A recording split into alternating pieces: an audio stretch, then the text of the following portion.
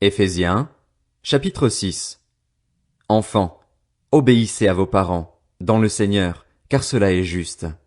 Honore ton père et ta mère, c'est le premier commandement accompagné d'une promesse, afin que tu sois heureux et que tu vives longtemps sur la terre. Quant à vous, pères, n'irritez pas vos enfants, mais élevez-les en leur donnant une éducation et des avertissements qui viennent du Seigneur. Esclaves, obéissez à vos maîtres terrestres avec crainte et profond respect, avec sincérité de cœur, comme à Christ. Ne le faites pas seulement sous leurs yeux, comme le feraient des êtres désireux de plaire aux hommes, mais obéissez comme des serviteurs de Christ qui font de tout leur cœur la volonté de Dieu. Servez-les avec bonne volonté, comme si vous serviez le Seigneur et non des hommes, sachant que chacun, esclave ou homme libre, recevra du Seigneur le bien qu'il aura lui-même fait. Quant à vous, maîtres, agissez de même envers eux et abstenez-vous de menaces, sachant que leur maître et le vôtre est dans le ciel et que devant lui il n'y a pas de favoritisme. Enfin, mes frères et sœurs, fortifiez-vous dans le Seigneur et dans sa force toute puissante. Revêtez-vous de toutes les armes de Dieu afin de pouvoir tenir ferme contre les manœuvres du diable. En effet, ce n'est pas contre l'homme que nous avons à lutter, mais contre les puissances, contre les autorités, contre les souverains de ce monde de ténèbres, contre les esprits du mal dans les lieux célestes. C'est pourquoi, prenez toutes les armes de Dieu afin de pouvoir résister dans le jour mauvais et tenir ferme après avoir tout surmonté. Tenez donc ferme.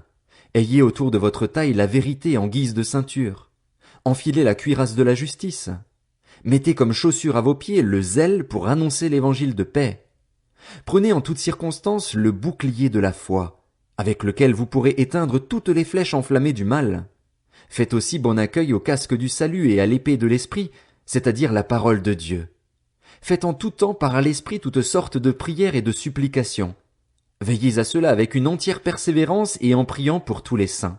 Priez pour moi afin que, lorsque j'ouvre la bouche, la parole me soit donnée pour faire connaître avec assurance le mystère de l'Évangile. C'est pour lui que je suis ambassadeur dans les chaînes. Priez que j'en parle avec assurance comme je dois le faire. Afin que vous connaissiez vous aussi quelle est ma situation et ce que je fais, Tychik, le frère bien-aimé qui est un fidèle serviteur dans le Seigneur, vous informera de tout. Je l'envoie exprès vers vous pour que vous ayez de nos nouvelles et pour qu'il réconforte votre cœur. Que la paix et l'amour avec la foi soient donnés aux frères et sœurs de la part de Dieu le Père et du Seigneur Jésus-Christ. Que la grâce soit avec tous ceux qui aiment notre Seigneur Jésus-Christ d'un amour que rien ne peut corrompre. Philippiens, chapitre 1. De la part de Paul et Timothée, serviteurs de Jésus-Christ, à tous les saints en Jésus-Christ qui sont à Philippe, aux responsables et aux diacres. Que la grâce et la paix vous soient données de la part de Dieu notre Père et du Seigneur Jésus-Christ. Je dis à mon Dieu ma reconnaissance de tout le souvenir que j'ai de vous. Dans toutes mes prières pour vous tous, je ne cesse d'exprimer ma joie à cause de la part que vous prenez à l'Évangile depuis le premier jour jusqu'à maintenant. Je suis persuadé que celui qui a commencé en vous cette bonne œuvre la poursuivra jusqu'à son terme, jusqu'au jour de Jésus-Christ. Il est juste que je pense cela de vous tous parce que je vous porte dans mon cœur, vous qui participez tous à la même grâce que moi, aussi bien dans ma détention que dans la défense et l'affermissement de l'Évangile. En effet, Dieu m'est témoin que je vous chéris tous avec la tendresse de Jésus-Christ. Et voici ce que je demande dans mes prières. C'est que votre amour augmente de plus en plus en connaissance et en pleine intelligence pour que vous puissiez discerner ce qui est essentiel. Ainsi vous serez purs et irréprochables pour le jour de Christ, remplis du fruit de justice qui vient par Jésus-Christ à la gloire et à la louange de Dieu. Je désire que vous le sachiez, frères et sœurs, ce qui m'est arrivé a plutôt contribué au progrès de l'Évangile. En effet, dans tout le prétoire et partout ailleurs, personne n'ignore que c'est pour Christ que je suis en prison. Et la plupart des frères et sœurs, encouragés dans le Seigneur par mes chaînes, ont plus d'assurance pour annoncer sans crainte la parole. Certains, il est vrai, proclament Christ par jalousie, avec un esprit de rivalité, mais d'autres le proclament avec de bonnes intentions. Les uns agissent par amour, sachant que je suis là pour la défense de l'Évangile. Les autres, animés d'un esprit de rivalité, annoncent Christ avec des intentions qui ne sont pas pures et avec la pensée d'augmenter les souffrances de ma détention. Qu'importe. De toute manière, que ce soit pour de mauvaises raisons, que ce soit sincèrement, Christ est annoncé. Je m'en réjouis et je m'en réjouirai encore, car je sais que cela aboutira à mon salut grâce à vos prières et à l'assistance de l'Esprit de Jésus-Christ. Conformément à ma ferme attente et à mon espérance, je n'aurai honte de rien, mais maintenant comme toujours, la grandeur de Christ sera manifestée avec une pleine assurance dans mon corps, soit par ma vie, soit par ma mort. En effet, Christ est ma vie et mourir représente un gain. Cependant, s'il est utile pour ma tâche que je vive ici-bas, je ne saurais dire ce que je dois préférer. Je suis tiraillé des deux côtés. J'ai le désir de m'en aller et d'être avec Christ, ce qui est de beaucoup le meilleur, mais à cause de vous, il est plus nécessaire que je continue à vivre ici-bas. Persuadé de cela, je sais que je resterai et demeurerai avec vous tous pour votre progrès et votre joie dans la foi. Grâce à mon retour auprès de vous, vous aurez alors dans ma personne une raison d'éprouver encore plus de fierté en Jésus-Christ.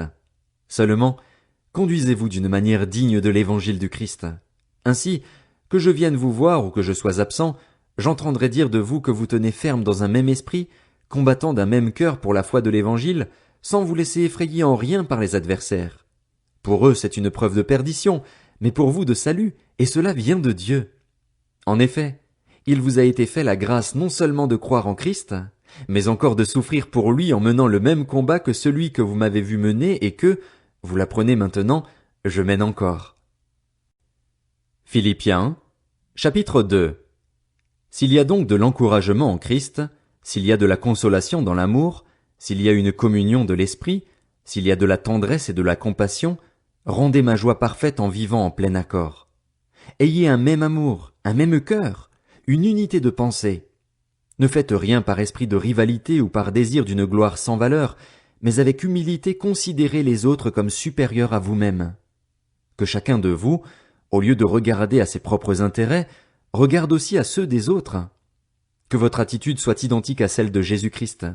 Lui qui est de condition divine, il n'a pas regardé son égalité avec Dieu comme un butin à préserver, mais il s'est dépouillé lui-même en prenant une condition de serviteur, en devenant semblable aux êtres humains. Reconnu comme un simple homme, il s'est humilié lui-même en faisant preuve d'obéissance jusqu'à la mort, même la mort sur la croix. C'est aussi pourquoi Dieu l'a élevé à la plus haute place et lui a donné le nom qui est au-dessus de tout nom, afin qu'au nom de Jésus chacun plie le genou dans le ciel, sur la terre et sous la terre, et que toute langue reconnaisse que Jésus-Christ est le Seigneur, à la gloire de Dieu le Père. Ainsi, mes bien-aimés, vous qui avez toujours obéi, non seulement quand j'étais présent, mais bien plus encore maintenant que je suis absent, mettez en œuvre votre salut avec crainte et profond respect. En effet, c'est Dieu qui produit en vous le vouloir et le faire pour son projet bienveillant. Faites tout sans murmure ni contestation, afin d'être irréprochables et purs, des enfants de Dieu sans défaut au milieu d'une génération perverse et corrompue. C'est comme des flambeaux dans le monde que vous brillez parmi eux en portant la parole de vie. Je pourrais alors être fier, le jour de Christ, de n'avoir pas couru ni travaillé pour rien. Et même si mon sang doit couler pour le sacrifice et le service de votre foi, j'en suis heureux et je me réjouis avec vous tous. Vous aussi, soyez de même heureux et réjouissez-vous avec moi. J'espère dans le Seigneur Jésus vous envoyer bientôt Timothée afin d'être moi-même encouragé par les nouvelles que j'aurai de vous, car je n'ai personne qui partage mes sentiments pour prendre vraiment votre situation à cœur. Tous, en effet, cherchent leurs propres intérêts et non ceux de Jésus-Christ. Vous savez que Timothée a fait ses preuves en se consacrant au service de l'Évangile avec moi comme un enfant avec son père. J'espère donc vous l'envoyer dès que je serai au clair sur ma situation. Et j'ai confiance dans le Seigneur que moi aussi, je viendrai bientôt.